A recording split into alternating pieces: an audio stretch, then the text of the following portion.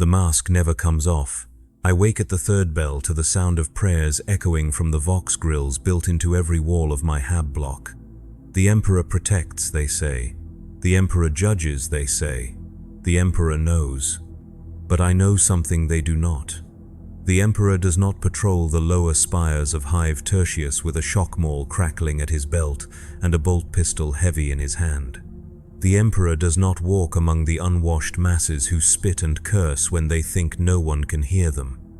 The Emperor does not see the hatred that burns in their eyes when they look upon his servants. I am Arbitrator Kael Morn of the Adeptus Arbites, and for 23 years I have been the law in the shadow of dying stars. My precinct covers 6 levels of the mid-spire, from the manufactorum districts where the air tastes of rust and sweat, to the merchant quarters where guild lords count their thrones behind armored glass. 3 million souls call this sector home. 3 million potential criminals. 3 million reasons why the Imperium endures only through fear. The carapace armor is ritual. Each piece has been blessed by Chaplain Voss, anointed with sacred oils, and inscribed with the litanies of justice. The gorget bears the skull and scales of our order. The pauldrons carry purity seals that flutter like dying moths in the recycled air. The helmet seals with a soft hiss, and suddenly the world becomes filtered through red-tinted lenses and the constant whisper of vox static. I am no longer Kael Morn. I am the law incarnate. I am fear given form. The shock maul hangs at my right hip, its power cell humming with barely contained energy. A touch of the activation stud and it could shatter bone, stop a heart, or cook a man's brain in his skull. The bolt pistol rests in its holster like a sleeping predator, each shell in its clip capable of turning a human torso into a crater of meat and splintered bone. These are not tools of justice. They are instruments of terror, and terror, I have learned, is the only language the masses truly understand.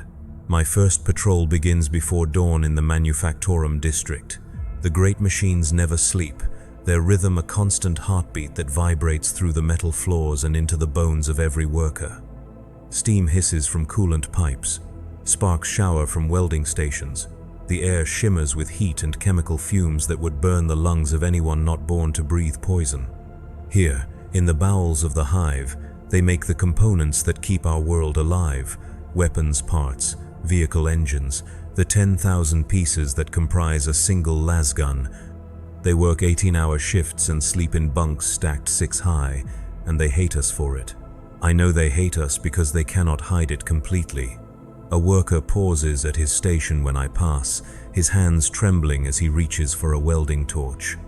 His supervisor, a scarred woman with oil-stained coveralls, watches me from the corner of her eye while pretending to inspect a gear assembly. A child, no more than 12, drops the tray of rations she was carrying and scrambles to clean up the spilled gruel while shooting glances in my direction. Fear radiates from them like heat from the forge fires. But underneath the fear, deeper and darker, I can feel the hatred burning. They hate us because we represent everything they can never be. We eat real meat while they subsist on protein paste. We live in private chambers while they crowd together like animals. We carry weapons while they may not even touch a knife without permit. We are the enforcers of a system that grinds them down until they are nothing more than cogs in a machine that does not know their names. And we do it not because we must, but because we can. The first incident comes at the shift change, when 10,000 workers flood the corridors like water through broken pipes. The crowd moves with practiced efficiency, born of necessity and fear. No one speaks above a whisper. No one makes eye contact.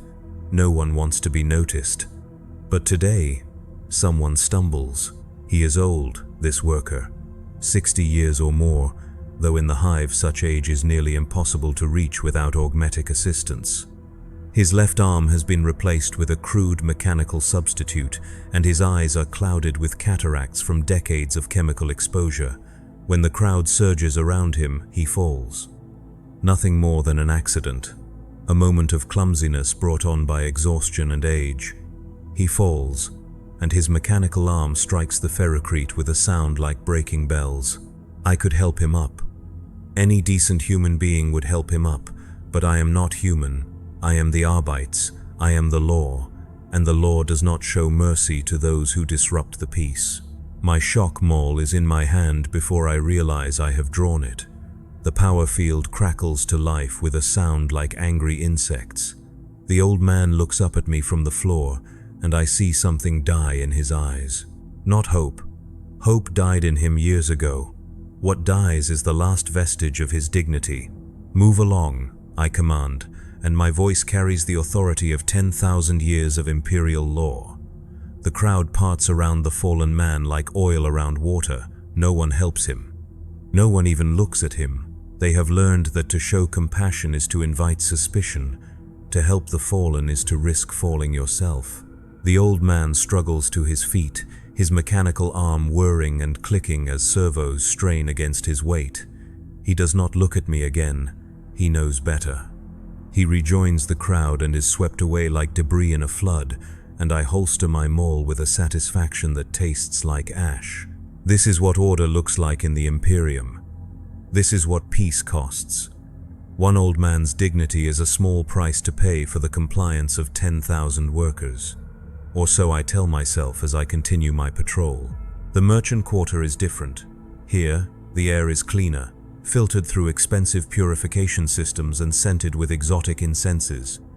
The corridors are wider, the lighting warmer, the floors covered with imported carpets that cost more than a worker's lifetime wages. Guild merchants in fine robes conduct business behind reinforced glass while their private security watches from the shadows.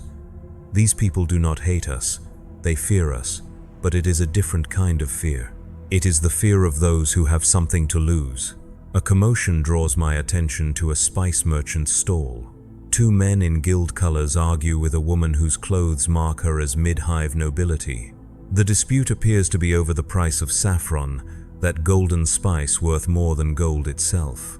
The woman claims she has been overcharged. The merchants claim their prices are fair. Voices rise, accusations fly. In the lower hive, such a disagreement would already have ended in bloodshed. Here, they look to me for resolution, not because they trust my judgment, but because they fear my power. The woman expects me to side with her because of her station. The merchants expect me to side with them because of their guild connections. Neither understands that I will side with whichever option best serves the Imperium's interests. The spice in question is indeed overpriced, but only by the standards of the last century. Inflation is a constant in the Imperium, driven by endless war and the logistics of feeding a galaxy-spanning empire. The merchants are within their legal rights to charge whatever the market will bear. The woman is within her legal rights to refuse the purchase. Both are wasting my time with a dispute that serves no one but their own petty pride.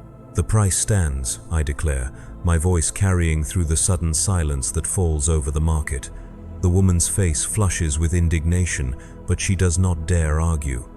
The merchants bow respectfully, but I see the relief in their eyes. Justice has been served, though no one is entirely satisfied. This too is the way of the Imperium. Perfect justice is impossible, but perfect compliance is achievable through the application of sufficient force. As I walk away from the spice merchant's stall, I catch a glimpse of something that stops me cold. A child, no more than 8 years old, watches me from behind her mother's robes. But it is not fear I see in her eyes. It is curiosity, wonder, perhaps even admiration. She sees the armor, the weapons, the symbols of authority, and she is not afraid. She is impressed. For a moment, I remember what it was like to be that child. I remember the day an arbitrator came to my school to speak about law and order. I remember the awe I felt as he spoke of justice and duty and service to the Emperor.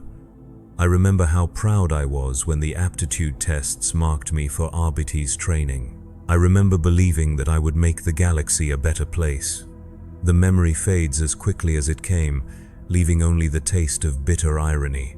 I nod to the child, a small gesture that sends her scurrying behind her mother's skirts. Even wonder can be dangerous in the wrong circumstances. Even children learn to fear those they once admired. My patrol continues through the residential sectors. where families crowd into hab blocks designed for half their number. The walls are thin, and privacy is a luxury few can afford. I hear fragments of conversation as I pass. A woman weeping over an empty ration card, a man cursing the foreman who work him 16 hours without break, children crying for food that will not come. These are not the sounds of rebellion, they are the sounds of despair. And despair, properly managed, is as useful as fear in maintaining order. At the intersection of Hab Block 7 and the main transit corridor, I encounter my first real challenge of the day. A crowd has gathered around something, their voices raised in the kind of excitement that makes my hand drift toward my weapon. As I approach, they part before me like smoke before flame, revealing the source of their agitation. A man lies dead in the corridor. His throat has been cut with surgical precision, and his blood pools around his head like a crimson halo. His clothes mark him as a mid-level administrator, the kind who processes work assignments and food distributions, the kind who decides who eats and who goes hungry, the kind who makes enemies simply by doing his job. Murder in the hive is not uncommon. In a population of millions packed into spaces designed for thousands, violence is inevitable. What makes this case interesting is not the death itself, but the way the crowd reacts to it. There is no grief, no shock, no calls for justice. There is only a grim satisfaction that speaks of long-nursed grudges finally settled. I kneel beside the body, my armor's sensors recording everything. The cut is clean, made with a blade that was both sharp and steady. The angle suggests someone of medium height, probably right-handed.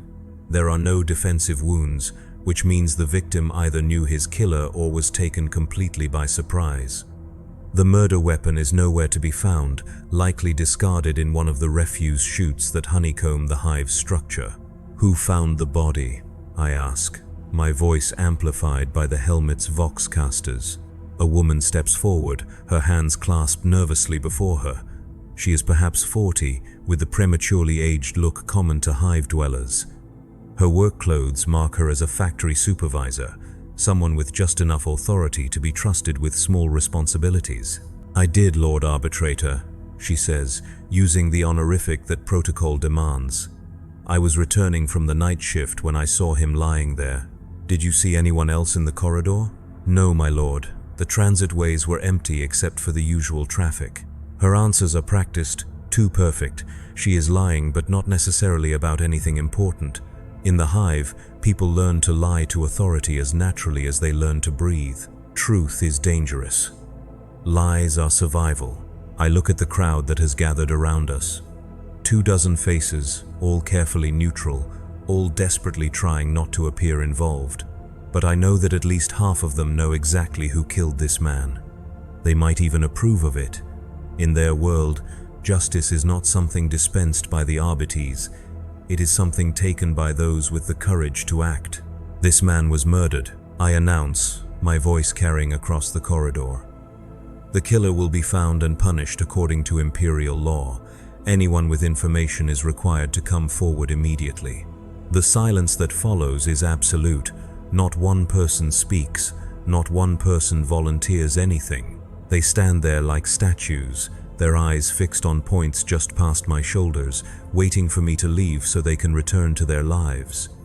They will not help me find the killer because they do not see the killing as a crime. In their minds, justice has already been served. Under imperial law, I have several options. I could order mass interrogations, using pain stimulators and truth serums to extract confessions.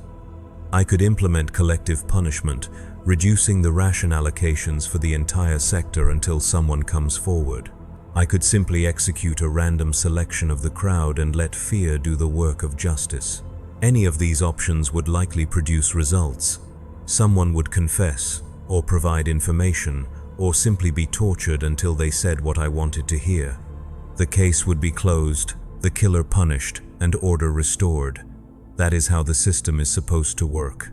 But as I look at these people, these downtrodden masses who work themselves to death for the glory of an empire that will never know their names, I find myself asking a question that has no place in an arbitrator's mind. Do they deserve justice, Or do they deserve mercy? The question is heretical. The law is absolute. The Emperor's will is incontrovertible. My duty is clear.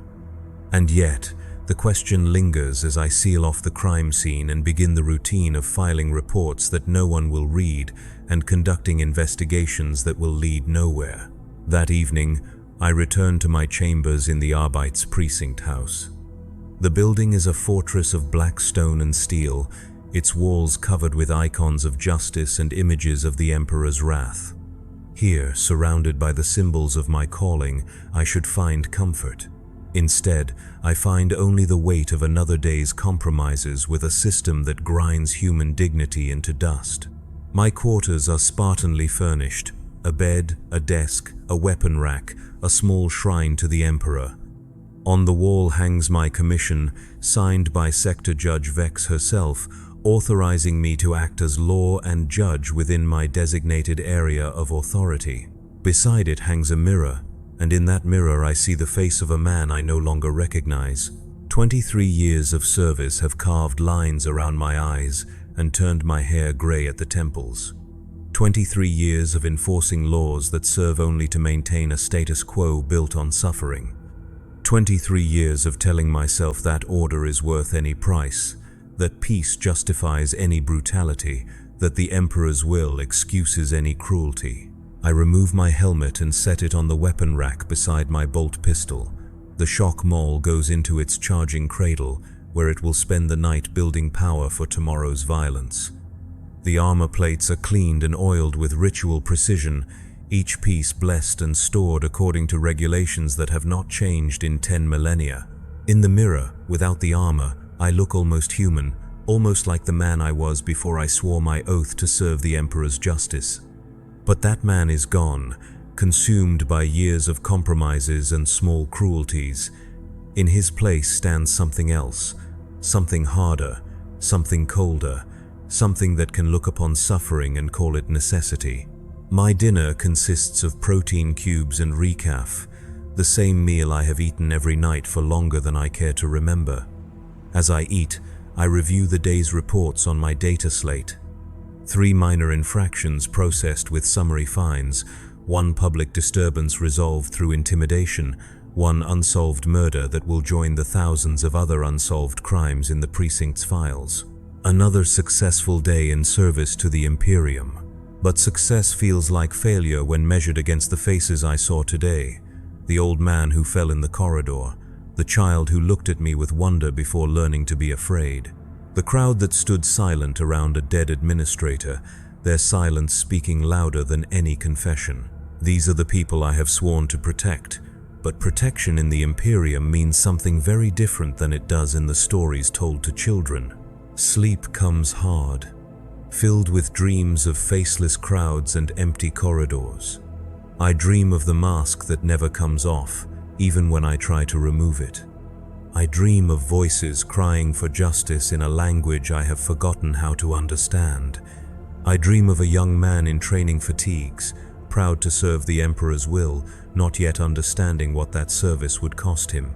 I wake to the sound of prayers and the weight of another day's duty pressing down on my chest like a gravestone. The second day begins with an alarm klaxon that splits the dawn like a blade. Riot in Sector 12. All units respond immediately. The voice of Watch Commander Brashen crackles through the Vox network, calm and professional despite the chaos erupting 6 levels below my position. I am dressed and armed within minutes, muscle memory guiding me through the ritual of preparation. Carapace armor blessed and sealed, shock maul charged and ready. Bolt pistol loaded with mass reactive shells designed to punch through heavy clothing and bone with equal efficiency. Helmet locked in place, transforming my vision into the red-tinted perspective of the law incarnate. The riot lift carries me down through the hive's layers like a drop of blood through arteries of steel. Each level tells its own story of decline.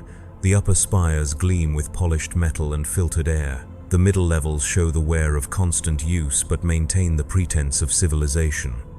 The lower reaches grow darker, more crowded, more desperate with each passing floor. Sector 12 occupies the boundary between the manufacturing districts and the deep underhive, where those who have nothing left to lose make their homes in the shadows. Here, the ceiling presses down like the lid of a coffin, and the air tastes of rust and despair. The corridors are narrow, designed for utility rather than comfort, and lined with hab blocks that house families of 8 in spaces meant for 2. As the lift descends, I can hear the riot growing louder, voices raised in anger, the crash of breaking glass, the rhythmic chanting that turns a crowd into a mob and individuals into something far more dangerous. By the time I reach Sector 12, the sound has become a roar that vibrates through the metal decking under my feet. The scene that greets me is controlled chaos. 2 squads of arbites have formed a cordon across the main thoroughfare, their riot shields locked together in an unbreakable wall. Behind them, enforcer units wait with shock prods and gas dispensers. Above, on the maintenance gantries, snipers track targets through the scopes of long-last rifles. Everything is ready except the order to fire. Watch Commander Brashen stands behind the shield wall, his own armor scarred by decades of such conflicts. He turns as I approach, his helmet vox crackling with static. "Report," I demand, taking my position in the formation. "Food riots," he replies, his voice carrying the weary tone of someone who has seen this play out too many times. The protein shipment was contaminated. 3,000 ration packs had to be destroyed. The locals are not taking the news well. Through the gap between riot shields, I can see the mob that has gathered in the plaza beyond. Perhaps 200 people, maybe more, pressed together in a heaving mass of bodies and raised fists. They wave makeshift banners bearing slogans that would be treasonous if anyone bothered to read them. They chant demands for food, for justice, for someone to care that their children are starving while administrators feast in climate-controlled offices high above. At the front of the crowd, I spot the leaders. A man in factory coveralls, his augmetic arm raised like a banner of defiance. A woman with the bearing of a former Guard veteran, her voice carrying over the noise as she directs the mob's anger. A priest of some kind, though not one sanctioned by the ecclesiarchy, preaching about the emperor's love for the downtrodden. These are not professional agitators or trained revolutionaries. They are ordinary people pushed beyond their breaking point by a system that sees them as expendable components in a machine too vast to comprehend. They are dangerous precisely because they have nothing left to lose. Demands? I ask, though I already know the answer. Replacement rations, compensation for the contaminated food, investigation into how the contamination occurred. Brashen's tone suggests what he thinks of such requests. Standard riot response? Standard riot response involves tear gas, shock prods, and enough violence to scatter the crowd and arrest the leaders. It is efficient, tested, and guaranteed to end the disturbance within the hour. It is also guaranteed to leave dozens of civilians injured or dead, their only crime being hunger in a system that cannot afford to feed them. I study the crowd through my helmet's optical enhancers, watching faces twisted by desperation and rage. These people are not my enemies. They are citizens of the Imperium, subjects of the Emperor, human beings whose only failing is existing in a galaxy that has no place for human dignity. But they are also a threat to order, and order is the foundation upon which civilization rests. Hold position, I command. I want to hear what they have to say. Brashen's helmet turns toward me, and I can imagine the expression beneath the faceplate. In his experience, listening to rioters only encourages more riots. The law is absolute, and mercy is weakness. He has been an arbitrator longer than I have, and he has learned that the only language the masses understand is violence. But I step forward anyway, my boots ringing against the metal decking as I approach the line of riot shields. The crowd sees me coming, and their chanting falters as they recognize the symbols of ultimate authority emblazoned on my armor. Here stands not just a policeman, but the living embodiment of imperial law. Here stands someone who could order their deaths with a single word and face no consequences beyond a minor entry in his daily log. Citizens of the Imperium, I begin, my voice amplified by external speakers to carry over the crowd's murmur. You have assembled without permit in violation of civil order statutes. You have raised your voices in seditious chant. You have disrupted the peace that the emperor demands of his subjects. The crowd stirs uneasily, but they do not disperse. The leaders stand firm, their eyes fixed on my helmet's red lenses. The man with the augmetic arm steps forward, his mechanical fist raised in defiance. "We demand food for our children," he calls out, his voice carrying clearly in the sudden quiet. "We demand clean water. We demand the basic rights promised to all citizens of the Imperium. We demand justice for the corruption that poisoned our rations while the nobles feast in their towers." His words are technically treasonous. He has accused imperial officials of corruption without evidence. He has claimed rights that exist nowhere in imperial law. He has demanded justice from a system that recognizes only obedience. Under the Lex Imperialis, I could execute him where he stands and face no questions beyond a routine inquiry. Instead, I find myself asking, "What would you have me do?" The question surprises everyone, including myself. It is not the response of a proper arbitrator. It is the question of someone who still remembers what it means to be human. The augmetic man blinks in confusion, his mechanical arm wavering. Behind him, the crowd mutters uncertainly. They had prepared for violence, for the brutal suppression that always follows dissent in the Imperium. They had not prepared for someone in authority to actually listen. "Investigate," calls out the former guard veteran. "Find out why our food was poisoned. Punish those responsible. Replace what was destroyed. Treat us like human beings instead of cattle to be managed." Her requests are reasonable. More than reasonable. They are exactly what any decent system of government would provide as a matter of course.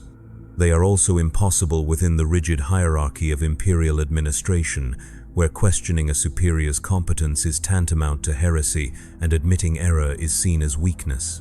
I stand there for a long moment, surrounded by the weight of expectations I cannot meet. The rioters expect justice that I am not empowered to provide. My fellow arbitrators expect decisive action to restore order. The system expects me to choose between mercy and duty, knowing that mercy is not an option for someone wearing the skull and scales of the Adeptus Arbites. The choice, when it comes, feels inevitable.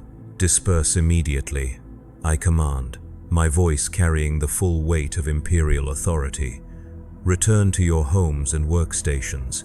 Resume your duties as loyal citizens of the Imperium. This gathering is illegal and will not be tolerated.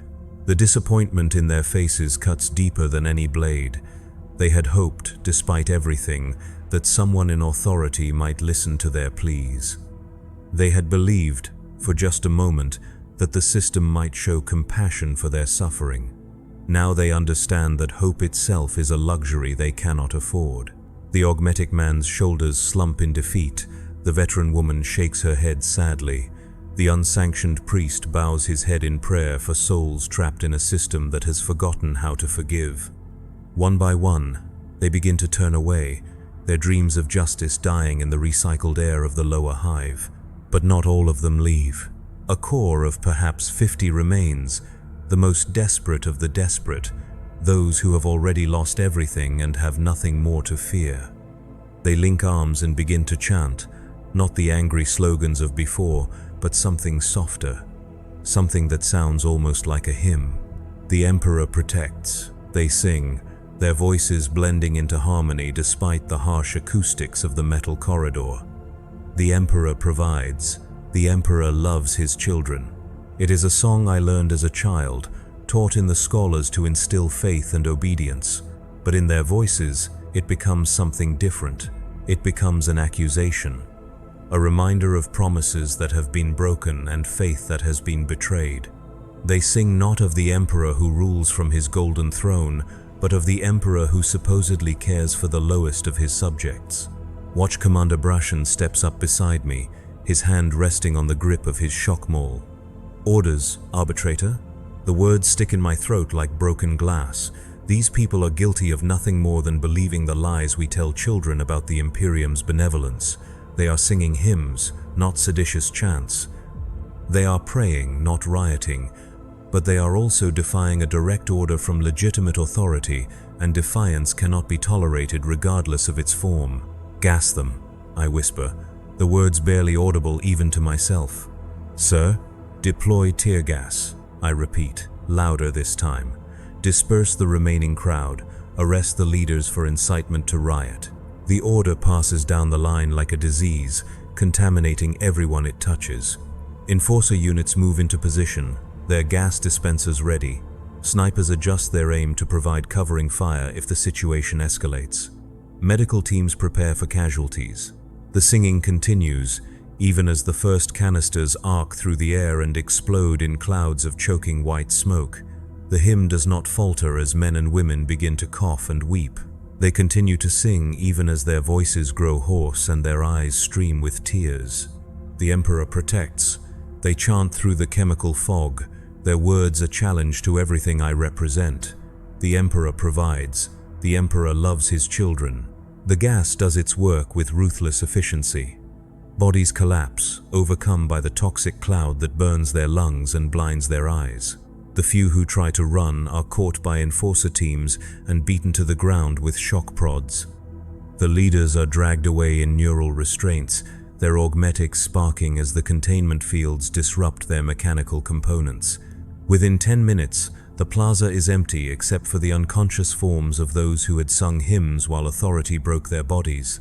The riot is over. Order has been restored. The system has proven once again that it will not tolerate even the gentlest form of dissent. I stand in the settling gas cloud, breathing filtered air through my helmet's purification system, and try to tell myself that I have done my duty. The law has been upheld. The peace has been preserved. The Emperor's will has been enforced through the application of appropriate force. But the song lingers in my memory, a haunting melody that speaks of faith betrayed and hope abandoned.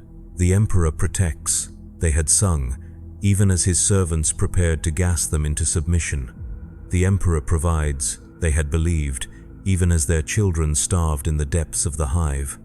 The Emperor loves his children, they had proclaimed, even as his justice fell upon them like a hammer upon flesh. As I walk back through the empty corridors of Sector 12, past the hab blocks where families huddle behind locked doors and pray that the violence will not find them, I begin to understand something that 23 years of service had failed to teach me. We are not the police of the Imperium. We are its executioners. We do not serve justice. We serve order. And order demands that hope be crushed before it can take root in hearts that have learned to expect nothing but suffering. The mask never comes off because the mask has become the face. The armor never comes off because beneath it lies nothing but shame. The law never bends because it was never meant to serve anyone but those who benefit from its rigidity. And in the depths of the hive, where the lights grow dim and the air grows thick, 3 million souls continue their daily struggle against a system that sees them not as citizens to be protected, but as problems to be managed. The Emperor protects. The children learn to sing in school. But down here, in the darkness where the Emperor's light cannot reach, we are the ones who decide what protection means.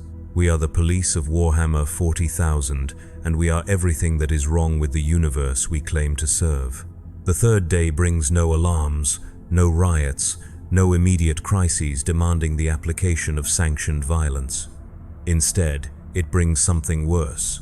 Routine patrol through the hab blocks where yesterday's defeated rioters have returned to nurse their wounds and plan their quiet acts of rebellion. The aftermath of suppressed dissent has a particular texture to it, like the air before a thunderstorm but without the promise of cleansing rain.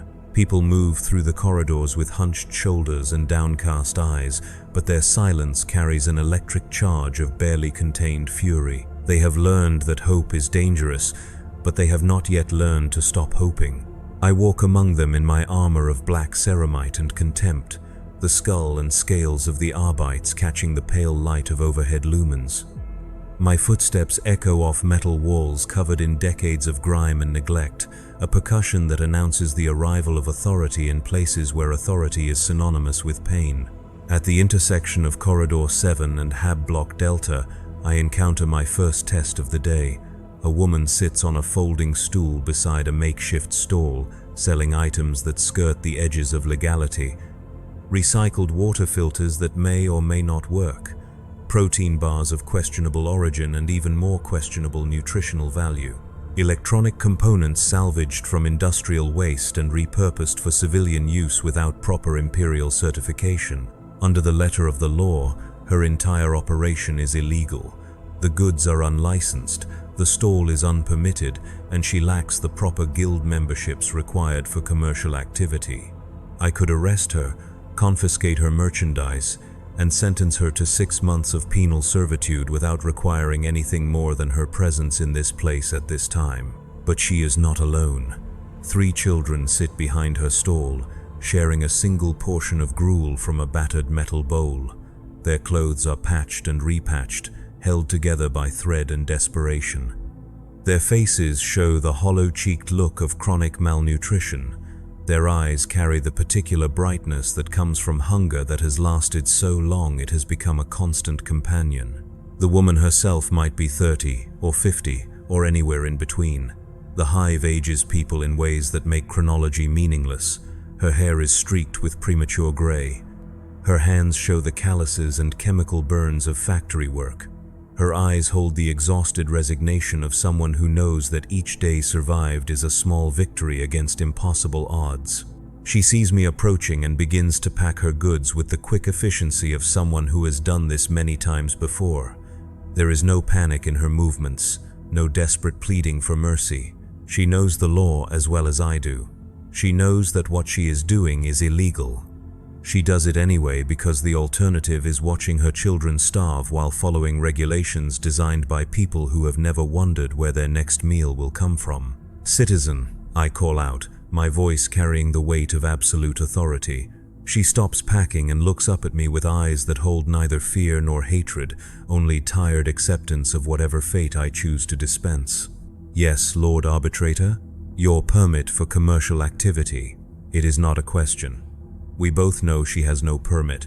Permits cost money, require guild sponsorship, and involve background checks that would reveal her connection to yesterday's riot through her husband, the man with the augmetic arm who now lies unconscious in a detention cell 3 levels below. "I have no permit, my lord." Her honesty is either refreshing or damning, depending on perspective. A more experienced criminal would lie, produce forged documents, or at least attempt to bribe their way out of trouble. She simply states the truth and waits for judgment to fall. I look at the children behind her stall. The eldest cannot be more than 10. The youngest still has the soft features of infancy, despite the hunger that has already begun to sharpen her cheekbones. They watch me with the wariness of animals that have learned to fear predators, ready to run but too tired to move quickly. Under imperial law, I have not just the right but the duty to arrest this woman. Her crime is clear, her guilt established by her own admission. The sentence would be automatic: confiscation of goods, administrative fine equal to 6 months' wages, and imprisonment until the fine is paid. Since she obviously cannot pay such a fine, she would remain in custody indefinitely, her children left to survive on their own or enter the care of imperial orphanages that are little more than training camps for industrial servitude.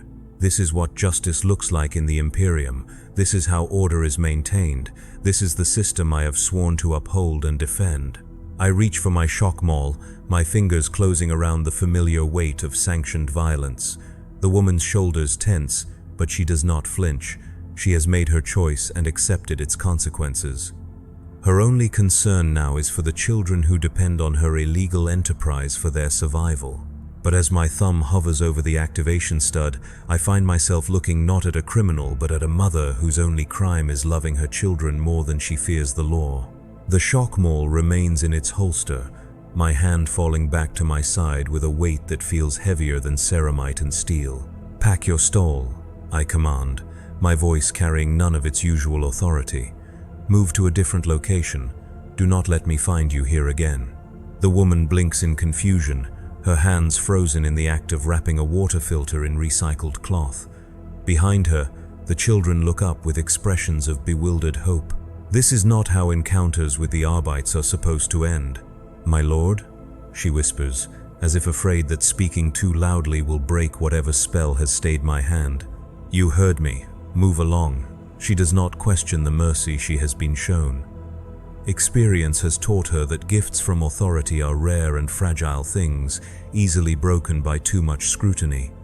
Within moments, her stall is packed and she is hurrying down the corridor with her children trailing behind like a line of refugees fleeing disaster. I watch them disappear into the maze of side passages that honeycomb this section of the hive, and I try to tell myself that I have done the right thing, but right and wrong are luxuries that arbitrators cannot afford.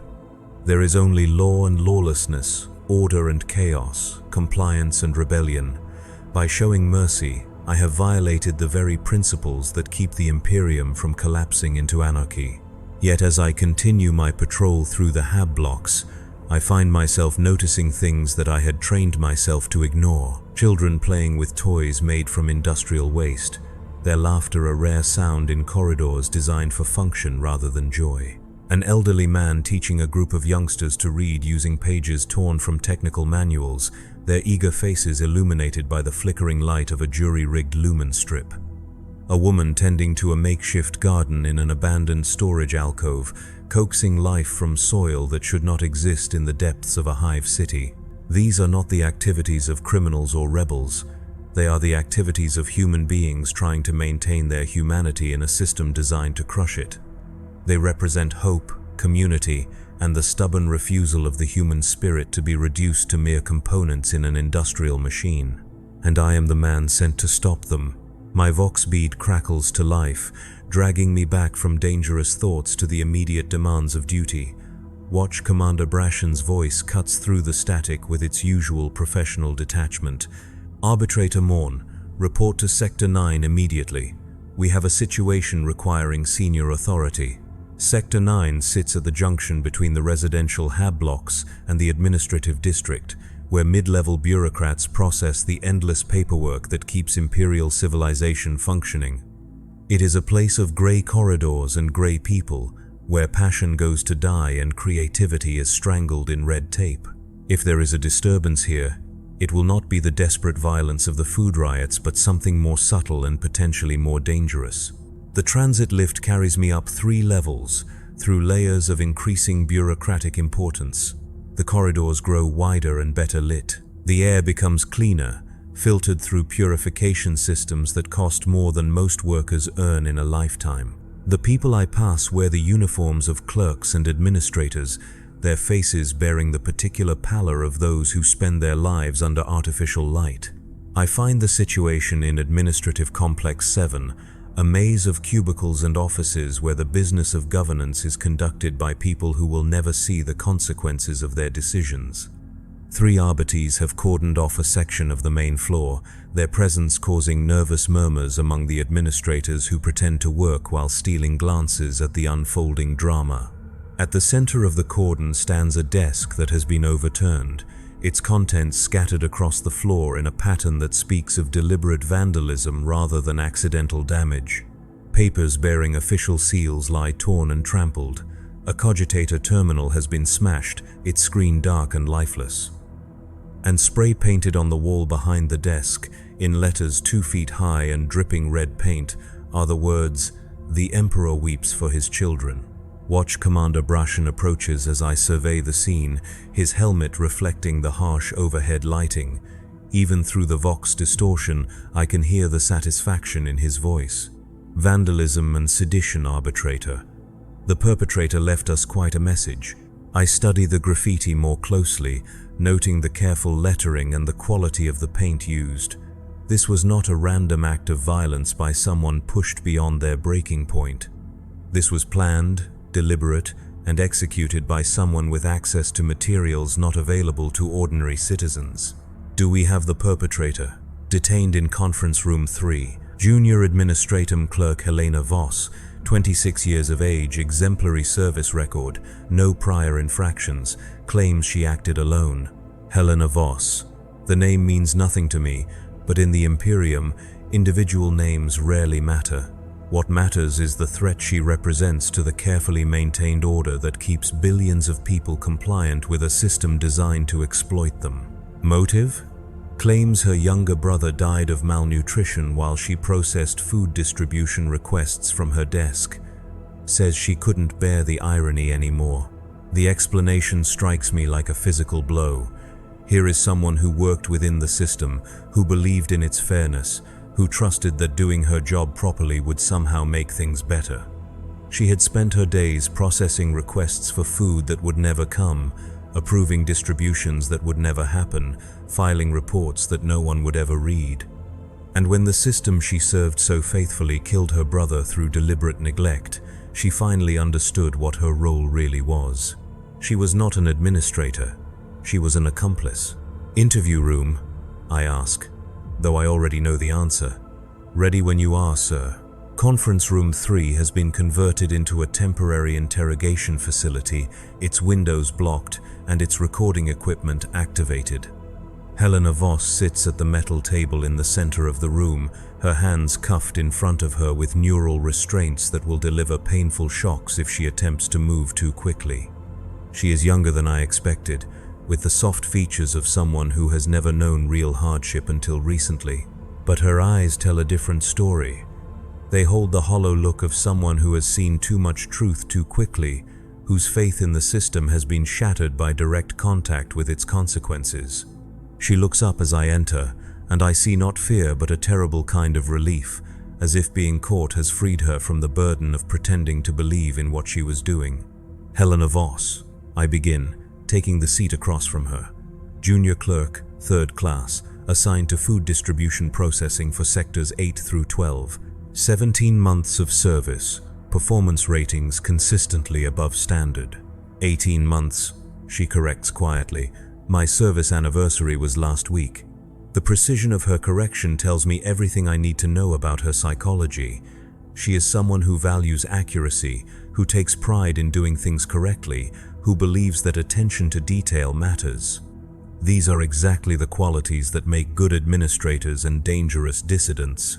"Tell me about your brother." Her composure cracks slightly, a tremor passing through her hands as the neural restraints detect and suppress her emotional response. When she speaks, her voice carries the flat tone of someone reciting facts to avoid confronting feelings. "Marcus Voss, age 14, employed as a maintenance apprentice in the lower manufactorums, died 3 weeks ago of protein deficiency complicated by respiratory infection." The medical examiner listed the cause of death as natural causes related to nutritional insufficiency. Natural causes, I repeat, tasting the bitter irony of the phrase. In the Imperium, starvation is considered natural, an inevitable result of resource scarcity rather than administrative choice. It is not murder if the system kills you through indifference rather than malice. "I processed his food allocation request myself," she continues, her voice growing stronger as anger replaces grief. "Form 7743 Delta, requesting increased protein rations for miners engaged in hazardous industrial work. The request was approved at 3 levels, stamped and filed properly. Assigned requisition number 445,581 Gamma. But the food never came. The requisition was lost in processing. The approval was voided due to budget constraints. The allocation was redirected to administrative personnel as a morale enhancement measure." Her eyes meet mine across the table, and I see in them the cold fury of someone who has learned that her brother's death was not an accident, but a choice made by people who had never seen his face. "So you decided to take justice into your own hands." "I decided to tell the truth." She gestures toward the wall where her message still drips in red paint. "The Emperor weeps for his children. That's not sedition, arbitrator. That's scripture." 3rd Book of Imperial Saints, chapter 12, verse 7. "And the Master of mankind looked upon the suffering of his people, and his heart was moved to tears of infinite compassion." She is right, of course. The phrase comes directly from approved religious texts, taught in every schola and recited in every prayer service throughout the Imperium. But context matters more than content in imperial law. The same words that inspire faith when spoken from a pulpit become sedition when painted on the wall of an administrative complex by someone whose brother died while bureaucrats debated budget allocations. You destroyed imperial property. You disrupted government operations. You created public disturbance through unauthorized political expression. I told the truth about a system that murders children while calling it natural causes. Her defiance is absolute, unburdened by any hope of mercy or survival. She has already accepted that her actions will result in her death, either through immediate execution or gradual destruction in a penal facility. What she cannot accept is returning to her desk to process more requests for food that will never arrive while more brothers and sisters die of neglect that masquerades as inevitability. Under imperial law, her fate is sealed. Destruction of government property carries a sentence of 5 years hard labor. Seditious expression carries a sentence of 20 years imprisonment or immediate execution at the discretion of the presiding arbitrator. Creating public disturbance during a time of civil unrest carries an automatic death penalty. But as I look at this young woman who destroyed her life and career to speak a single moment of truth, I find myself questioning not her guilt but the system that made her crime necessary. She is guilty of vandalism, but the Imperium is guilty of murder. She is guilty of sedition, but the Imperium is guilty of betraying every promise it makes to its citizens. She is guilty of disturbing the peace, but what peace can exist in a system built on the deliberate starvation of children? Arbitrator? Watch Commander Brashen's voice crackles through my vox speed. Do you require assistance with the interrogation? I key the transmitter with a hand that feels heavy as lead. Negative. Continue securing the scene. I'll handle the prisoner processing. Helena Voss watches me with eyes that hold no illusions about her fate. She knows what happens to people who speak truth to power in the Imperium. She has probably processed the death certificates herself, filed under natural causes or administrative necessity, or the 100 other euphemisms used to disguise state-sanctioned murder. You could have kept quiet, I tell her, though I'm not sure if it's an accusation or an observation. You could have transferred to a different department, requested reassignment, found a way to avoid confronting the truth about what your job really was. I could have, she agrees, but then I would have been complicit in the murder of the next child who died while I processed forms for food that would never come. How many brothers and sisters would I have to watch die before I admitted that I was part of the machine that killed them? Her question hangs in the air between us, unanswered and unanswerable, because the truth is that I have been asking myself the same question for 23 years, and I have never found an answer that lets me sleep peacefully. How many riots have I suppressed to maintain order that benefits only those who never see its cost? How many desperate people have I arrested for the crime of trying to feed their families? How many small acts of human kindness have I crushed in the name of regulations designed by people who mistake cruelty for strength? The mask never comes off because underneath it lies the face of a man who has spent his life serving a system that destroys everything it claims to protect. The armor never comes off because beneath it lies the soul of someone who has forgotten the difference between justice and revenge, between law and oppression, between duty and collaboration. I stand up from the table, my ceramite boots ringing against the metal floor like bells tolling for the dead. Helena Voss watches me with something that might be compassion, as if she understands the weight of the choice I am about to make. The charges against you are serious, I begin, my voice carrying the formal cadence required by imperial legal protocol. Under the authority vested in me by the Adeptus Arbites and the will of the Emperor himself, I find you guilty of destruction of imperial property, seditious expression, and disturbance of the peace. Her face remains calm, accepting the verdict she had expected from the moment she picked up the spray paint and decided that truth was worth more than life. However, I continue, and the word hangs in the air like a prayer, given the extenuating circumstances of your case and your previously exemplary service record, I am commuting your sentence to administrative punishment. You are hereby dismissed from imperial service with loss of benefits and barred from future government employment. You will serve 6 months of community service in the lower hive districts, specifically in food distribution centers where your experience can be put to constructive use. The silence that follows is absolute. Helena Voss stares at me with eyes wide with disbelief, as if she cannot quite process what she has heard. Through my helmet's vox pickup, I can hear her breathing quicken with something that might be hope.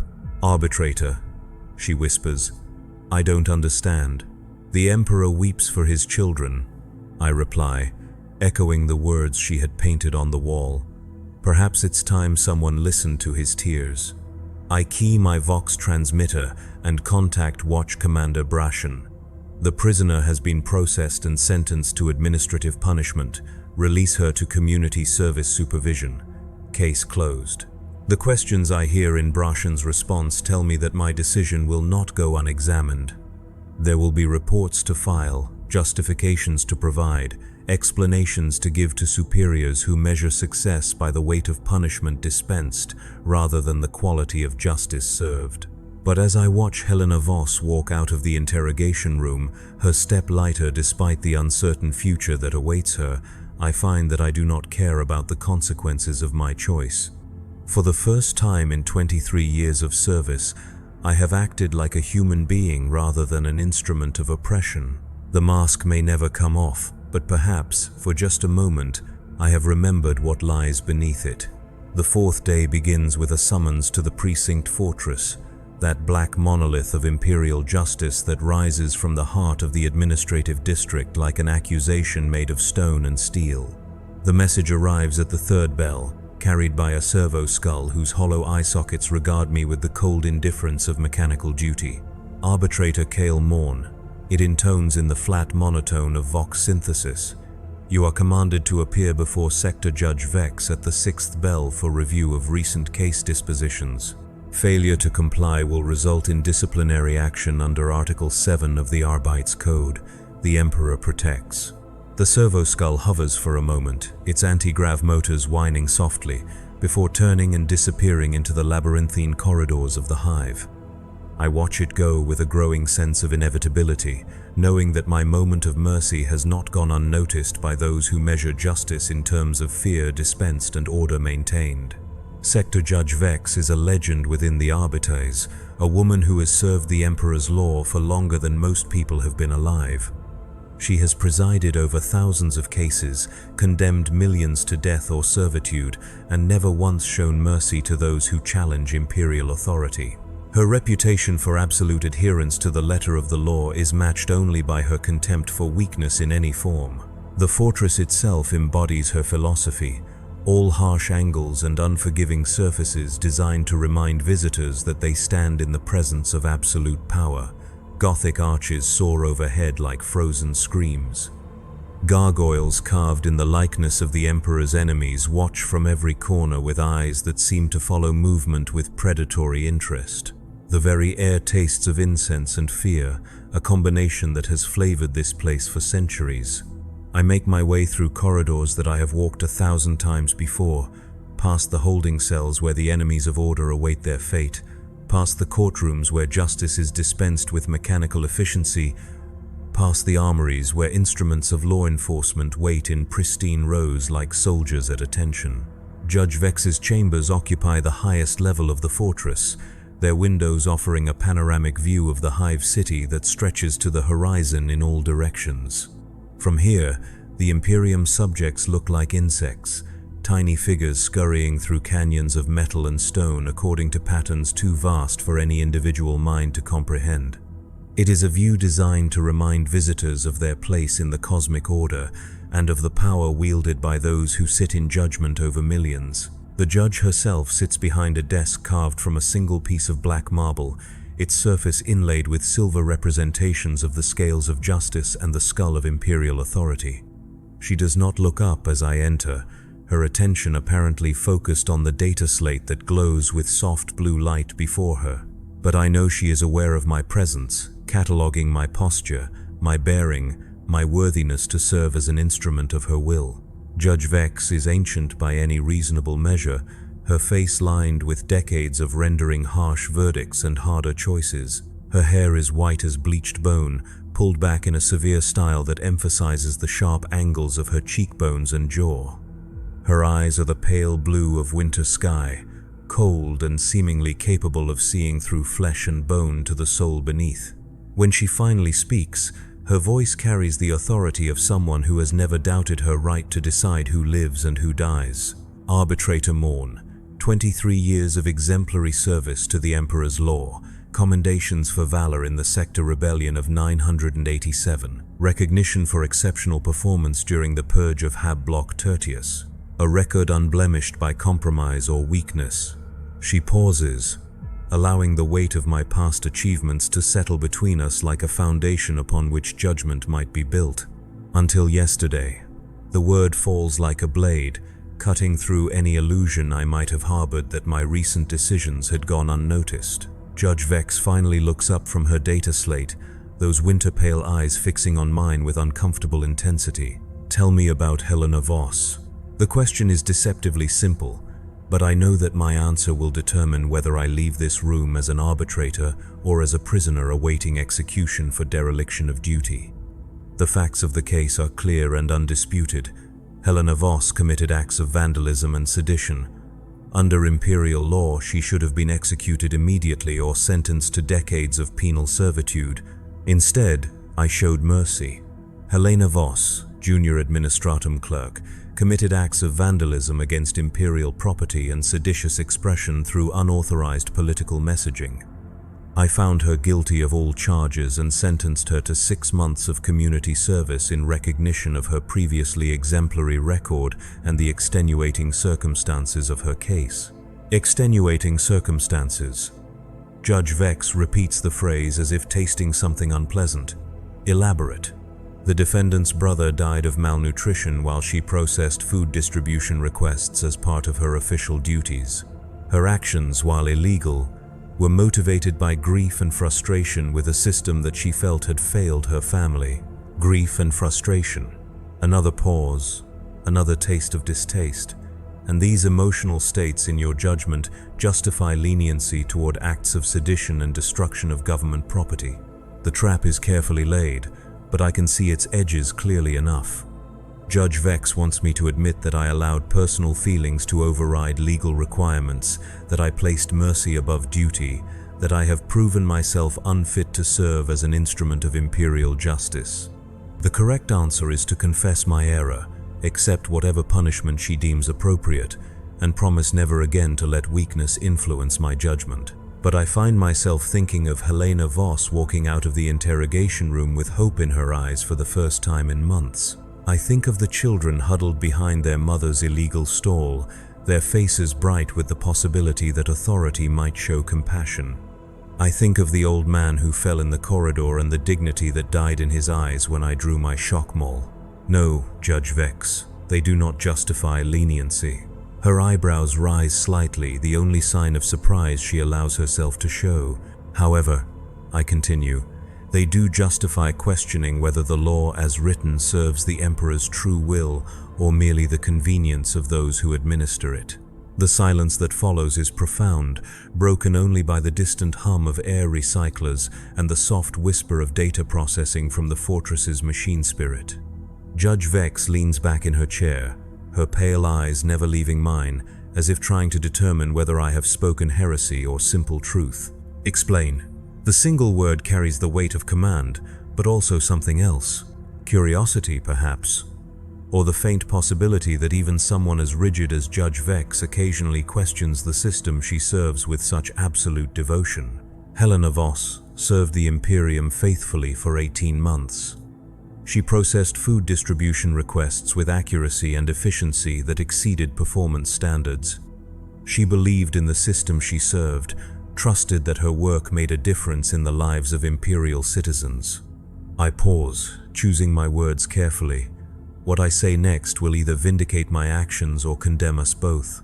When her brother died of starvation while food allocation requests sat approved but unprocessed on administrators' desks, she learned that her faith had been misplaced. She discovered that the system she served so loyally was designed not to help imperial citizens, but to create the illusion of help while maintaining profitable inefficiency. You speak of the imperial administration as if it were some criminal enterprise rather than the divine machinery of the emperor's will. I speak of a specific case where administrative incompetence resulted in the death of a 14-year-old boy whose only crime was believing that the Imperium would honor its obligations to its citizens. Judge Vex stands and walks to the great windows that dominate one wall of her chambers. Below us, the hive stretches away in every direction, millions of souls packed into spaces designed for thousands, their lives governed by regulations they cannot understand and decisions made by people they will never meet. Do you know what I see when I look out these windows, arbitrator? No, Judge. Order.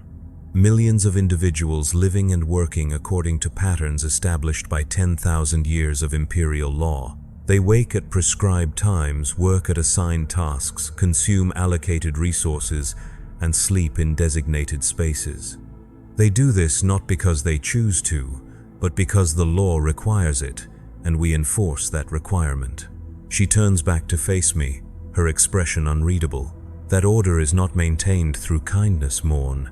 It is not sustained by mercy or compassion or the other soft virtues that make people feel better about themselves. It is maintained through fear. Fear of punishment, fear of authority, fear of the consequences that follow disobedience. And what happens when that fear becomes hatred? The question slips out before I can stop it, revealing thoughts I had not meant to voice. But Judge Vex does not react with anger or surprise. Instead, she returns to her desk and picks up another data slate, this one glowing with red priority markers. Hatred, properly managed, can be as useful as fear. More useful, in some circumstances. Hatred directed at external enemies unifies populations. Hatred directed at specific individuals can be channeled into productivity. Hatred directed at abstract concepts like injustice or corruption can be safely ignored as long as it does not translate into action. She activates the data slate's holographic display, and the air above her desk fills with images that make my blood run cold. Surveillance footage from the lower hive, showing crowds gathering in hidden spaces. Audio recordings of conversations that skirt the edges of sedition. Personnel files of individuals whose loyalty ratings have declined in recent months.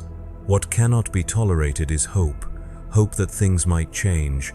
Hope that authority might show weakness. Hope that the system might bend to accommodate individual needs rather than collective requirements. The images shift and focus, showing me faces I recognize. The woman with the illegal stall, the former guard veteran who had spoken at the food riot, the unsanctioned priest who had led prayers during the gas attack, all of them flagged for surveillance, their activities monitored, their associates documented. Your mercy toward Helena Voss was observed by 17 imperial citizens who witnessed her arrest and release. Word of your leniency has spread through the lower levels like a contagion, inspiring hope in places where hope has been successfully suppressed for decades.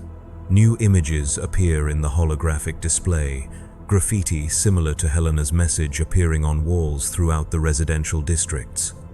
Small acts of defiance that would normally be ignored, suddenly becoming patterns of coordinated resistance. People gathering in groups to discuss grievances they had previously accepted as inevitable. Hope, Arbitrator Morn, is a luxury that the Imperium cannot afford. Not because hope is evil, but because hope leads to expectations. Expectations lead to demands. Demands lead to resistance. And resistance leads to the kind of chaos that destroys civilizations. I watch the surveillance footage play out in front of me, seeing the consequences of my moment of mercy spreading through the hive like cracks in a dam. Judge Vex is right, of course. By showing compassion to Helena Voss, I have inspired others to believe that authority might be reasoned with, that the system might respond to appeals for justice. It is a beautiful and terrible thing to witness. People who had accepted their suffering as inevitable are beginning to imagine that it might be changed. Workers who had never questioned their conditions are starting to ask why they must endure what others do not. Children who had been taught to fear authority are beginning to wonder if authority might sometimes be wrong. What would you have me do? Judge Vex deactivates the holographic display, and the evidence of my crime disappears back into digital storage. But the weight of what I have seen continues to press down on my chest like a gravestone. Helena Voss will be transferred to a maximum security penal facility for the remainder of her natural life. The surveillance footage of her release will be explained as a clerical error that has been corrected. Those who witnessed her lenient treatment will be questioned to ensure they understand that no mercy was actually shown. And me? You will continue in your duties as before, but you will understand that mercy is not an option available to servants of imperial justice. The law is absolute not because it is perfect, but because alternatives to the law are invariably worse. She returns to her desk and picks up a different data slate, one that glows with the soft green of approved operations. Tomorrow you will lead a pacification sweep through the residential sectors where hope has begun to take root. You will arrest those who have been inspired by your moment of weakness. You will demonstrate that the Imperium's justice is as implacable as its enemies claim, and as merciless as its survival requires. The orders are clear, unambiguous, and utterly without compromise. I will take my fellow arbitrators into the lower hive and crush the spark of hope that my mercy has kindled. I will arrest the innocent along with the guilty, the dreamers along with the rebels, the children who believe in justice along with the adults who have learned to expect none. Yes, Judge. Before you go, arbitrator, consider this.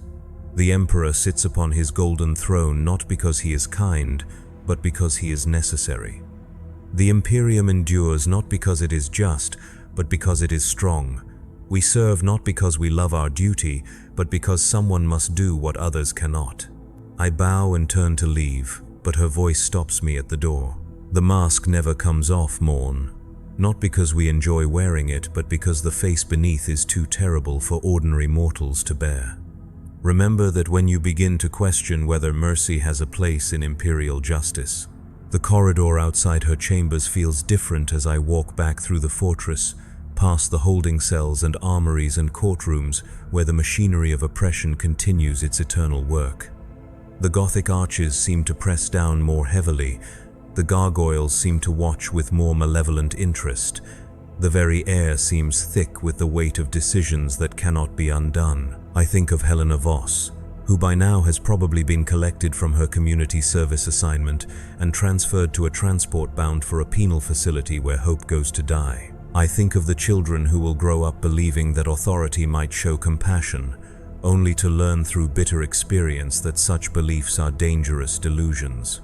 I think of the crowds who will gather tonight in hidden places to whisper about justice, not knowing that every word they speak is being recorded for use against them. Tomorrow, I will put on my armor and take up my weapons and lead a pacification sweep that will crush the hope I accidentally kindled.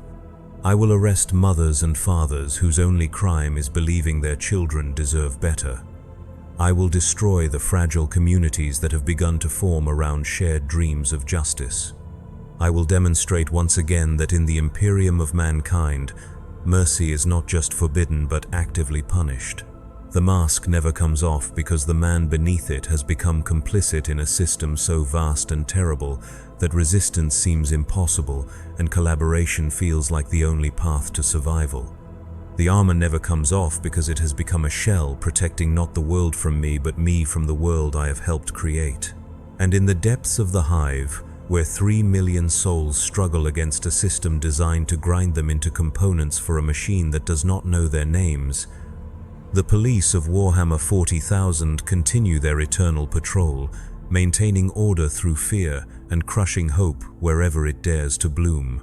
The fifth day arrives with the sound of boots on metal decking, the harsh rhythm of an army preparing for war against its own people. I stand in the armory of Precinct Fortress Tertius, watching my fellow arbitrators prepare for the pacification sweep that will demonstrate the true nature of imperial justice. 24 men and women in ceramite plate armor, each one a veteran of countless encounters with those who dare to question the system that defines their lives. They check their weapons with the practiced efficiency of professional killers. Bolt pistols loaded with mass-reactive rounds designed to punch through human flesh and bone. Shock malls charged to deliver voltages that can stop a heart or cook a brain. Riot shields locked and loaded with enough charge to repel anything short of heavy weapons fire. Watch Commander Brashen addresses the assembled force, his voice carrying clearly through the helmet comlinks that bind us together in purpose if not conscience. Intelligence indicates widespread seditious activity throughout residential sectors 7 through 12, unauthorized gatherings, distribution of inflammatory materials, expression of anti-imperial sentiment. Standard pacification protocols are authorized. Resistance will be met with appropriate force. Appropriate force. The phrase has a clinical precision that masks the reality of what we are about to do. We will break down doors and drag people from their beds. We will separate children from parents and husbands from wives. We will fill transport cages with human beings whose only crime is believing that suffering might be alleviated rather than simply endured. Are there questions? Brashen asks, though his tone suggests that questions are neither expected nor welcome. Silence greets his inquiry.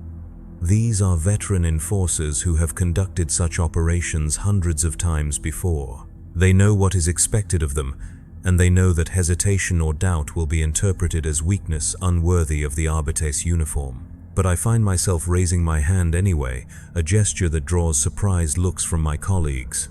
Arbitrator Morn? Rules of engagement for non-combatants. The question is routine, required by regulations that specify how Imperial forces should handle civilians during urban operations. But in the context of this particular mission, it carries implications that make several of the assembled arbitrators shift uncomfortably. Standard protocols apply. Brashen replies after a moment's hesitation. Civilians who cooperate will be processed according to their level of involvement in seditious activities. Those who resist will be dealt with accordingly. Another clinical phrase that means we will kill anyone who tries to protect their family, their neighbors, or their community from the violence we are about to inflict. Resistance, in this context, includes anything from armed opposition to simply refusing to unlock a door when ordered to do so. The transport that carries us down to the residential levels is filled with the quiet tension that precedes violence. Through the small windows, I watch the hive's architecture change as we descend through layers of increasing desperation. The corridors grow narrower, the lighting grows dimmer. The air grows thicker with the accumulated waste of millions of human beings packed into spaces never meant to hold them. Our first target is Hab Block Delta 7, where surveillance has detected unauthorized gatherings and the distribution of materials questioning food allocation procedures. Intelligence reports suggest a cell of 12 to 15 individuals led by a former factory supervisor named Jorik Venn, whose only apparent crime is organizing community meetings where residents discuss their problems and seek collective solutions. The Hab block itself is a monument to utilitarian architecture, all right angles and efficient space usage designed by people who will never have to live in the structures they create. 15 levels of residential units, each one housing families of 6 to 8 in spaces originally intended for 2. The corridors are lined with water pipes that drip constantly, creating pools of rust-stained moisture that never fully dry. The air recycling system struggles against the biological load, filling every breath with the scent of too many people living too close together. We move through these corridors like a plague, our armored forms blocking the narrow passages and forcing residents to press themselves against walls to avoid being trampled. Children peek out from doorways with wide eyes that reflect our helmet lenses, their parents pulling them back into the safety of homes that offer no real protection from authorities' reach. The gathering we seek is easy to find. Voices carry clearly through the thin walls, raised not in anger but in the kind of reasoned discussion that imperial law considers more dangerous than any riot. They are talking about water purification, about organizing collective purchasing of medical supplies, about establishing a school where children can learn more than basic industrial skills. These conversations represent everything the Imperium fears most: the possibility that its subjects might organize themselves, might discover that their problems are shared rather than individual, might begin to imagine solutions that do not depend on the benevolence of distant authority. Brashen signals for positions, and we surround the meeting room with practiced efficiency. Escape routes are blocked, communications are jammed. The trap is complete before its victims even realize they are in danger. The door is not locked. There is no need for locks in a community where trust still exists, and privacy is a luxury few can afford. Brashen kicks it open anyway, the sound of splintering metal announcing our arrival like a funeral bell. 23 people sit in a rough circle, their faces turned toward us with expressions that shift rapidly from surprise to confusion to the terrible understanding that hope has led them into a trap. They are not criminals or revolutionaries. They are mothers and fathers, workers and retirees, young people and old, united only by the belief that they might make their lives marginally better through collective action. At the center of the circle sits Jorik Ven, a man of perhaps 50 with the scarred hands of someone who has spent his life working with dangerous machinery. His face shows the lines that come from years of accepting responsibility for others, of making decisions that affect not just himself but his community. When he sees us, he does not run or resist. He simply stands and faces us with the dignity of someone who has already accepted the consequences of his choices. "Citizens of the Imperium," Brashen announces, his voice amplified by external speakers, "you are under arrest for unlawful assembly, seditious conspiracy, and distribution of materials harmful to public order." The words hang in the air like an executioner's sentence. Several of the gathered residents begin to weep, not from fear of physical pain but from the understanding that their dreams of a better life are about to die in neural restraints and detention cells. But Jorik Ven does not weep. He looks at each of us in turn, his eyes searching for some sign of humanity beneath our armor and authority. When his gaze meets mine, I see something I was not prepared for: pity, not for himself or his followers, but for us. For the choice we have made to serve a system that destroys communities in the name of order. "We have committed no crimes," he says quietly, his voice carrying clearly in the sudden silence. "We have harmed no one. We have simply tried to make our lives and our children's lives a little better." "Seditious assembly is a crime under imperial law," Brashen replies. "Questioning resource allocation procedures is a crime under imperial law. Organizing collective action without proper authorization is a crime under imperial law." Then the law is wrong. The words fall like stones into still water, creating ripples of shock that spread through both the arrested residents and the arresting officers. Even I, who have spent the last several days questioning the system I serve, am surprised by the simple directness of Ven's statement. He has not claimed innocence under the law. He has not argued legal technicalities or pleaded for mercy. He has simply stated what everyone in this room knows but no one has dared to say, that a law which criminalizes hope and community is fundamentally illegitimate regardless of the authority that enforces it. "Gag him," Brashen orders, his voice tight with anger at the audacity of someone who would question imperial law so directly. "Process the lot of them for transport to detention facilities."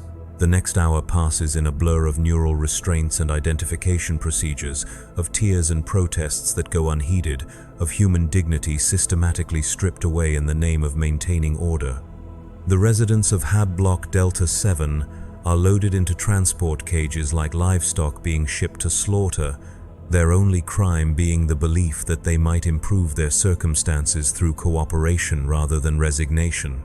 But Jorik Ven's words continue to echo in my mind as we move to our next target. The law is wrong, not technically incorrect or poorly applied, but fundamentally, morally wrong. A law that makes criminals of people who simply want to live with dignity, a law that equates hope with sedition and community with conspiracy. Our second target is a food distribution center where someone has been providing extra rations to families with children, violating allocation procedures designed to ensure that resources are distributed according to bureaucratic efficiency rather than human need. The perpetrator is a woman named Sarah Chen, a distribution supervisor whose 20 years of faithful service have apparently been contaminated by dangerous compassion. We find her at her post, continuing to work even though she must know that her crimes have been discovered. She processes ration cards with the same careful attention to detail that has marked her entire career, making notations in ledgers that will outlast her by decades, ensuring that the business of feeding the masses continues even as authority prepares to punish her for feeding them too well. When she sees us approaching, she does not flee or resist. She simply finishes the transaction she was processing, hands the completed ration card to the citizen who was waiting for it, and then turns to face judgment with the calm acceptance of someone who has chosen principle over survival. "Sarah Chen," I announce, my voice carrying the weight of imperial authority, "you are under arrest for violation of resource allocation protocols and unauthorized distribution of imperial property." "I gave extra food to hungry children," she replies simply. "If that is a crime worthy of death, then your system is the one that should be on trial." The citizen she was helping, an elderly man with the bent posture of someone who has spent decades in the manufactorums, clutches his ration card and stares at us with eyes that hold more sadness than fear. "She feeds us when the allocations run short," he says quietly. "She makes sure the children eat first. She is the only mercy we have ever seen from the Imperium." "Move along, citizen," Brashin commands, his shock maul crackling with warning energy. "This matter does not concern you." But the old man does not move. Instead, he places himself between us and Sarah Chen, his frail form a pathetic barrier against our armor and weapons. "It concerns all of us. She is not a criminal. She is the only decent person in this entire system, and you are going to destroy her for showing kindness." Others begin to gather, drawn by the commotion or by some instinct that tells them something important is happening. A crowd forms around us, not threatening or violent, but simply present, witnessing, bearing silent testimony to what imperial justice looks like when it encounters ordinary human goodness. The situation is escalating beyond the parameters of a simple arrest. These people are not armed rebels or dangerous dissidents. They are citizens of the Imperium who have been pushed to the breaking point by watching authority punish compassion while rewarding cruelty. But their mere presence constitutes a threat to public order, and threats to public order must be suppressed regardless of their moral justification. "Disperse immediately," Brashin orders, his voice amplified to carry over the murmur of the growing crowd. "Return to your homes and duties. Anyone remaining in this area after 1 minute will be arrested for unlawful assembly." The crowd does not disperse. If anything, more people arrive, drawn by words spreading through the hab blocks that someone is finally standing up to authority, that the system's victims are refusing to scatter like frightened animals. They link arms and begin to sing, the same hymn I heard during the food riot days ago. "The Emperor protects." Their voices blend together in harmony despite the harsh acoustics of the distribution center. "The Emperor provides." "The Emperor loves his children." But this time, the hymn sounds different. This time, it sounds like an accusation, a reminder of promises broken and faith betrayed. They are not singing about the emperor who rules from his golden throne, but about the emperor who supposedly cares about the least of his subjects, who weeps for their suffering, who wants them to live with dignity rather than merely survive. "Gas them," Brashin orders, his patience finally exhausted. "Clear the area and arrest anyone who resists." The gas canisters arc through the air like falling stars, exploding into clouds of choking white smoke that burn the eyes and sear the lungs. But this time the crowd does not scatter immediately. They continue to sing even as their voices grow hoarse, continue to link arms even as their bodies convulse with chemical irritation. "The Emperor protects." They chant through the toxic fog, their words a challenge to everything we represent. "The Emperor provides." "The Emperor loves his children." I watch through my helmet's optical filters as enforcement teams move in with shock prods and neural restraints, beating down anyone who tries to maintain their position. The old man who had defended Sarah Chen falls first, his frail body no match for ceramite armor and sanctioned violence. Sarah Chen herself is dragged away in restraints that spark against her skin with each involuntary movement. Within minutes, the distribution center is empty except for the unconscious forms of those who had tried to defend compassion against law. The order has been restored, The threat to public peace has been eliminated. Imperial justice has once again proven that it cannot be challenged without consequences. But as I stand in the settling gas cloud, watching medical teams process the casualties of our success, I finally understand what Judge Vex had been trying to tell me. This is not law enforcement. This is not justice. This is not even effective oppression. This is the death throes of a system so fundamentally broken that it can only maintain itself by destroying everything good that tries to grow within it. We are not the guardians of civilization. We are its gravediggers, working tirelessly to bury any hope that things might be different. The mask never comes off because there is no longer anything human underneath it. The armor never comes off because it has become our skin, fused with flesh that has forgotten how to feel anything but the weight of another day's complicity in our own damnation. And in the depths of the hive, where 3 million souls struggle against a system designed to crush them into compliance, the police of Warhammer 40,000 continue their eternal patrol, maintaining order through violence and ensuring that hope remains the most dangerous contraband in the galaxy. The sixth day brings no orders, no alarms, no immediate crises demanding the application of sanctioned force. Instead, it brings a silence that feels more oppressive than any riot, a quiet that speaks of communities destroyed and spirits broken by the efficient brutality of imperial justice. I walk through corridors that felt different just a week ago, when laughter occasionally echoed off metal walls and children sometimes played games that had nothing to do with preparing for industrial servitude. Now, the passages are filled with the kind of silence that comes after violence, when people learn that hope itself is a crime punishable by exile or death. The illegal stall where the woman had sold water filters and protein bars stands empty, its location marked only by rust stains on the floor where her goods once rested. The children who had shared gruel behind her makeshift counter are nowhere to be seen, presumably placed in imperial orphanages, where they will be taught that kindness is weakness and mercy is the luxury of those who do not understand the necessity of order. In Hab Block Delta 7, the door to the meeting room where Jorik Ven had organized community discussions hangs broken on its hinges, a reminder that gathering for any purpose other than work or worship requires authorization from authorities who will never grant it. The space beyond is empty, except for a few scattered chairs and the lingering scent of fear. The food distribution center where Sarah Chen had shown dangerous compassion operates with mechanical efficiency under new management, a supervisor who understands that regulations exist to be followed rather than interpreted through the lens of human need. The lines of citizens waiting for their allocations move more slowly now, processed by someone who has learned that kindness is a career-ending mistake in the service of the Imperium. I should feel satisfaction at the completion of a successful operation. Seditious activity has been suppressed, order has been restored, the law has been upheld through the application of appropriate force. By any measurable standard, the pacification sweep was a complete success. Instead, I feel the weight of something dying inside me, some last vestige of the man who had believed that service to the Emperor meant protecting his people rather than oppressing them.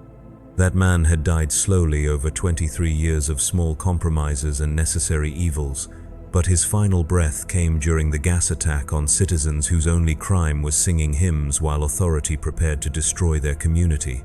My Vox bead crackles to life, calling me to witness the final chapter of our success.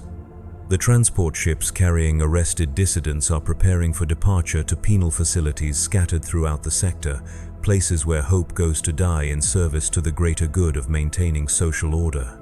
The loading docks occupy the lowest levels of the precinct fortress, vast caverns carved from living rock and filled with the industrial machinery of incarceration.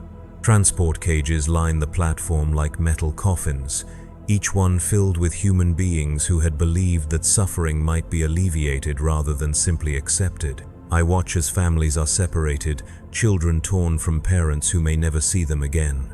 I observe as communities are scattered, their bonds of mutual support severed by the cold efficiency of administrative processing.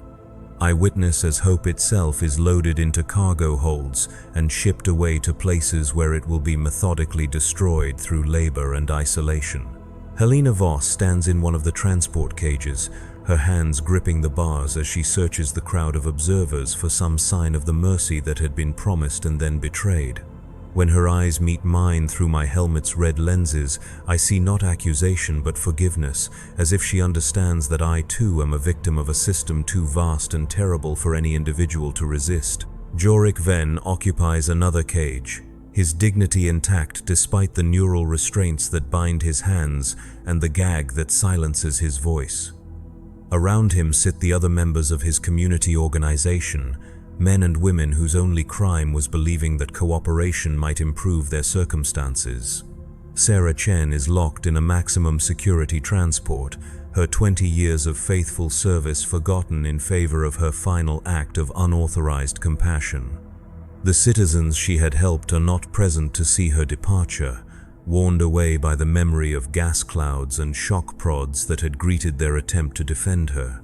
As the transports prepare for departure, Watch Commander Brashen approaches with a data slate containing my next assignment. His voice carries the satisfaction of someone who has successfully completed a distasteful but necessary task. Excellent work on the pacification sweep, Arbitrator. Order has been restored to the residential sectors. Seditious activity has been suppressed. The threat to public peace has been eliminated. I take the data slate and scan its contents, reading orders that will send me back into the corridors of the hive to continue the eternal patrol that keeps 3 million souls in line through the application of fear and the systematic destruction of hope. However, Brashen continues, there has been one complication. The complication, as it turns out, is me. Surveillance footage of my interactions with the illegal stall operator, combined with reports of my unusual questioning during the mission briefing, has raised concerns about my reliability as an instrument of imperial justice. These concerns have been noted in my personnel file and forwarded to appropriate authorities for review. Judge Vex wants to see you after the transports depart. Brashen informs me with the clinical detachment of someone delivering a death sentence. She has some questions about your recent performance. I watch the transport ships lift off from their berths, carrying their human cargo toward destinations that exist only to break spirits and destroy communities. The ships disappear into the artificial sky of the hive's upper reaches, leaving behind empty cages and the lingering scent of despair. The walk back to Judge Vex's chambers feels like a journey to my own execution, each step carrying me closer to a reckoning I have been expecting since the moment I chose mercy over duty. The corridors of the fortress seem longer than before, the Gothic arches more oppressive, the carved gargoyles more vindictive in their eternal watch. Judge Vex waits behind her marble desk, the same data slates glowing before her with their soft electronic light. But this time, I know that the information they contain concerns not distant threats to public order, but the specific case of an arbitrator who has forgotten the fundamental truth that mercy is the enemy of law. Arbitrator Morn, please, sit.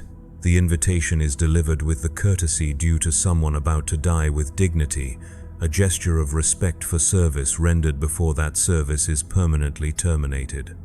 I take the offered chair and wait for judgment to fall like an executioner's blade. 23 years, she begins, her voice carrying the weight of decades spent in service to imperial justice. 23 years of faithful service, compromised by a moment of weakness that has inspired seditious activity throughout the residential sectors. She activates one of her data slates, filling the air above her desk with holographic displays of surveillance footage, personnel reports, and psychological evaluations that dissect my recent actions with clinical precision. Helena Voss, granted administrative punishment instead of the execution or lifelong imprisonment that imperial law required. The illegal stall operator, allowed to escape rather than being arrested for commercial violations. Questions about rules of engagement that suggest uncertainty about the application of appropriate force. The evidence is damning and undeniable.